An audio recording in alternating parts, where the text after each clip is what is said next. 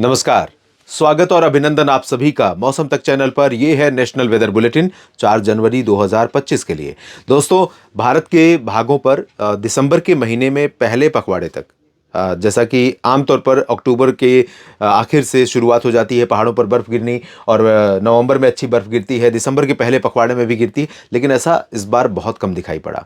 और इसी वजह से डेफिशिएंसी बनी रही। पोस्ट मानसून सीजन की बरसात में 31 दिसंबर तक का होता है, 1 अक्टूबर से लेकर अक्टूबर, नवंबर, दिसंबर में देश के कई राज्यों में, दक्षिण को छोड़ दें और कुछ मध्य भागों को छोड़ दें, पूर्वी और पूर्वोत्तर को छोड़ दें, पूर्वी नहीं पूर्वोत्तर को, तो ज़्यादातर जगहों पर, ज़्यादातर राज्यों में बरसात में कमी रही। लेकिन अब एक के बाद एक डब्ल्यूडी के आने का क्रम बना हुआ है और ये अभी जारी रहेगा। और इसी के कारण पहाड़ों पर बर्फबारी और मैदानी इलाकों में कई जगहों पर रुक रुक करके बादल दिखेंगे और कहीं पर बरसात भी होगी, घना कोहरा भी छाएगा। दिन में कोल्ड डे कंडीशन बनेगी, यानी शीतलहर जैसी कंडीशन रहेगी, और रात में भी सर्दी रहेगी। घना कोहरा भी कई राज्यों में दिखाई पड़ने वाला है। अगले 24 घंटों के दौरान भी यहाँ पर पश्चिमी विक्षोभ का प्रभाव रहेगा। बादल मैदानी भागों पर भी दिखेंगे, कुछ कोहरा भी काफ़ी घना होगा कुछ रीजन्स पर, और साथ में नीचे की तरफ से भी बादल यहाँ पर ऊपर बढ़ने शुरू हो गए हैं।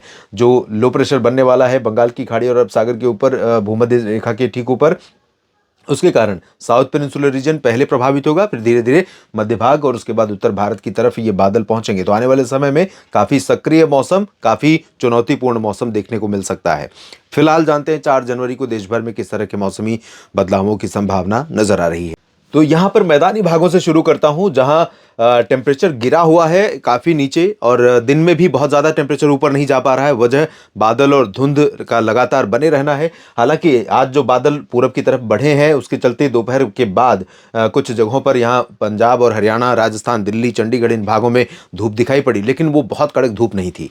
और अनुमान यह है कि मध्य रात्रि से ही काफ़ी घना कोहरा पंजाब के कई ज़िलों में, उत्तरी क्षेत्रों से लेकर के अमृतसर, तरन तारण, लुधियाना, पटियाला, बरनाला, मोगा तक, इधर रूपनगर, नवा शहर और आसपास के भागों में, चंडीगढ़ में भी अंबाला, पंचकुला और कुरुक्षेत्र, यमुनानगर, करनाल, कैथल, जींद, हिसार, सिरसा, फतेहाबाद, रोहतक, इन भागों में, इधर दिल्ली, एनसीआर और समूचे जो उत्तर पश्चिमी उत्तर प्रदेश का रीजन है, आगरा से लेकर के इधर एटा इटावा तक, मेरठ, मुरादाबाद से बरेली के बीच में, कानपुर से लेकर प्रयागराज, जौनपुर और गोरखपुर तक, इस रीजन में कई जगहों पर काफ़ी घना कोहरा दिखाई पड़ेगा। विजिबिलिटी जीरो हो सकती है, कई जगहों पर शून्य हो सकती है, यानी सड़क और रेल तथा हवाई मार्ग पर यातायात प्रभावित रहेगा। यानी किसी भी मोड से अगर आप निकलना चाहते हैं तो अर्ली मॉर्निंग में कम से कम घने कोहरे के कारण रफ्तार धीमी रखिएगा, और चाहे अगर आप खुद ड्राइव कर रहे हैं तो रफ्तार को बहुत नियंत्रित रखिए और लेन में चलिए। साथ ही कई गाड़ियों के काफिले में चलिए, सुरक्षित रहेंगे। इंडिकेटर जलाकर चलिए, लाइटें जलाकर चलिए। उत्तराखंड के ऊपर भी देहरादून से नैनीताल का जो स्ट्रेच है, इसमें ऋषिकेश, हरिद्वार भी शामिल है। साथ ही साथ शिमला से जम्मू तक का जो रीजन है, इन भागों में भी कोहरा दिखाई पड़ेगा। और इसके ऊपर के रीजन में श्रीनगर, गुलमर्ग, काजीगुंड, पहलगाम, सोनमर्ग और आसपास के भागों में मध्यम, हल्की से मध्यम बौछारें गिर सकती हैं या हिमपात होने की संभावना ऊंचे पहाड़ों पर बन सकती है। गिलगित बाल्तिस्तान, मुजफ्फराबाद भी प्रभावित हो रहे हैं। लद्दाख में भी बरसात और हिमपात की संभावना है, और हिमाचल के ऊपरी रीजन पर भी हिमपात होने के आसार हैं। उत्तराखंड में फिलहाल अभी बहुत ज़्यादा पॉसिबिलिटी नहीं है, लेकिन हो सकता है कि अर्ली मॉर्निंग यहाँ पर आपको काफ़ी बादल दिखाई पड़े। नैनीताल, पंतनगर और इधर जो पूर्वी, उत्तर पूर्वी उत्तराखंड का रीजन है, इन भागों में कई जगहों पर कोहरा दिखाई पड़े और बादल दिखाई पड़े, तो यहाँ पर कुछ बूंदें पड़ भी सकती हैं। हरियाणा, पंजाब में बारिश नहीं होगी। चंडीगढ़, दिल्ली में बरसात की उम्मीद नहीं है। उत्तर प्रदेश में फिलहाल बारिश नहीं होगी। राजस्थान में भी 4 जनवरी को बरसात की संभावना नहीं है। गंगानगर, बीकानेर, चूरू, हनुमानगढ़, सीकर, अलवर, जयपुर, धौलपुर, भरतपुर, दौसा, धौलपुर के साथ साथ करौली, टोंक, सवाई माधोपुर, कोटा, बूंदी, बारा, झालावाड़, भीलवाड़ा, डूंगरपुर, उदयपुर, जालौर, नागौर, सिरोही, जोधपुर, बाड़मेर, जैसलमेर, बीकानेर, सभी जगहों पर ड्राई वेदर रहेगा। हवाएं यहाँ पर ज़्यादातर समय दक्षिण से आएंगी। जो अरब सागर की हवा है उसमें नमी रहने के कारण धुंध बनी रहेगी। उत्तर की हवाएं पूर्वी क्षेत्रों में धीरे धीरे चलनी शुरू होंगी, लेकिन अभी बहुत रफ्तार उत्तर की हवाओं की नहीं रहेगी। यहाँ पर उत्तर भारत के जो मैदानी क्षेत्र हैं, इन भागों में अच्छी हवा 5 और 6 जनवरी के बाद चलने की संभावना दिखाई पड़ रही है। तो 5-6 जनवरी के बाद जब चलेगी हवा, तो अभी जो सर्दी दिन में या रात में रही है, उससे भी ज़्यादा सर्दी पड़ सकती है। इस तरह की संभावनाएं बन सकती हैं। मध्य प्रदेश और गुजरात तथा महाराष्ट्र, छत्तीसगढ़, ओडिशा, इन सभी राज्यों में भी मौसम साफ और शुष्क रहेगा। बादल अभी नहीं दिखाई पड़ेंगे। धुंधला मौसम रहेगा पश्चिमी मध्य प्रदेश में, मराठवाड़ा में, कोंकण गोवा में, गुजरात के क्षेत्रों में, लेकिन ना तो ऐसे बादल होंगे जिनसे कोई बरसात की संभावना बने और ना ही बारिश की ऐसी कोई उम्मीद है, कोई परिस्थिति है।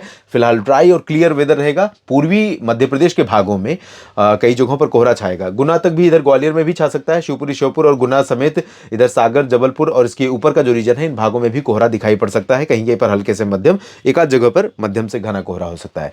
छत्तीसगढ़ और ओडिशा में फिलहाल क्लियर और ड्राई वेदर रहेगा। बरसात की कोई उम्मीद नहीं है और सामान्य रूप से मौसम सर्द यहां पर रहेगा। दक्षिण भारत के क्षेत्रों में तेलंगाना, कर्नाटक और आंध्र प्रदेश, तमिलनाडु, केरल, लक्षद्वीप, पुदुचेरी, इन भागों में भी ज़्यादातर जगहों पर अभी मौसम के साफ और शुष्क रहने की उम्मीद है। लेकिन दोस्तों, आपको बता दूं कि यहाँ पर पुदुचेरी से लेकर पंबन के बीच में कुछ बारिश हो सकती है और उसके बाद, जब जैसा कि मैंने कहा शुरुआत में ही, कि यहाँ पर जो सिस्टम बनने जा रहा है भूमध्य रेखा के ऊपर भारत के नीचे, वो लो प्रेशर, कम दबाव का क्षेत्र इंटेंसिफाई भी हो सकता है और दक्षिण भारत के क्षेत्रों में अगले 4-5 दिनों में बारिश अच्छी दे सकता है। और यही नहीं, यहां से ये ऊपर नमी को थ्रो करेगा तो मध्य भारत के क्षेत्र यानी महाराष्ट्र और गुजरात तथा मध्य प्रदेश पर भी प्रभावित हो सकते हैं और कुछ नमी यहां से इंड्यूस होकर के आगे की तरफ बढ़ सकती है। अगर यहां पर नमी पहुंची उस दौरान में, जब WD1 आने वाला है तकरीबन 9-10 जनवरी को, अगर 10 जनवरी के आसपास जो सिस्टम इधर पहुंचेगा, संयोग बना, तो जो परिस्थितियां अभी डेवलप हुई थी वैसा ही